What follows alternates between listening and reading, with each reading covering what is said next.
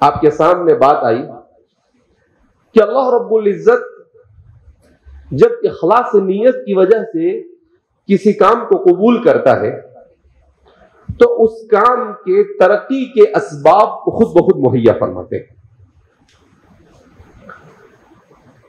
دارالعلوم دیوبند کی بنیاد ڈالی گئی، اس بنیاد کا مقصد کیا تھا؟ اس ملک میں دین کو زندہ رکھنا۔ اللہ نے اس کی برکت سے پورے ملک میں دین کو زندہ رکھا۔ بانیوں کی نیت میں یہ بات تھی کہ ملک میں اسلام کو زندہ رکھا جائے۔ ندوۃ العلماء کی بنیاد ڈالی گئی تو وہاں پر عربی زبان کو زندہ رکھنا مقصود تھا، اور ان کی برکت سے عربی زبان زندہ ہے، اور اللہ نے ہر جگہ پر اسباب مہیا کیے۔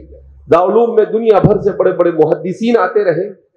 ندوۃ العلماء نے جب یہ نیت کی تو اللہ نے وہاں پر بڑے بڑے ادبا کو عرب ملکوں سے بھیجا، اور جب ہمارے اس جامعہ کے بانیوں نے اس کی بنیاد ڈالی، والد صاحب اور حافظ صاحب اور ان کی جماعت نے، تو انہوں نے قرآن کی خدمت کی نیت کی۔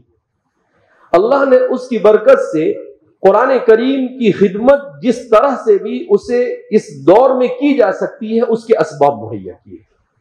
اسی لیے شیخ عوامہ نے ایک عجیب جملہ کہا، انہوں نے عربی زبان میں ایک جملہ کہا اپنے سلف صالحین کی باتوں سے نقل کرتے ہوئے کہ الاخلاص یصنع العجائب، کہ اخلاص یہ معاشرے میں عجیب و غریب چیزوں کو وجود بخشتا ہے، کہ جہاں اخلاص ہوتا ہے تو اللہ بغیر اسباب کے بھی چیزوں کو مہیا کر دیتا ہے۔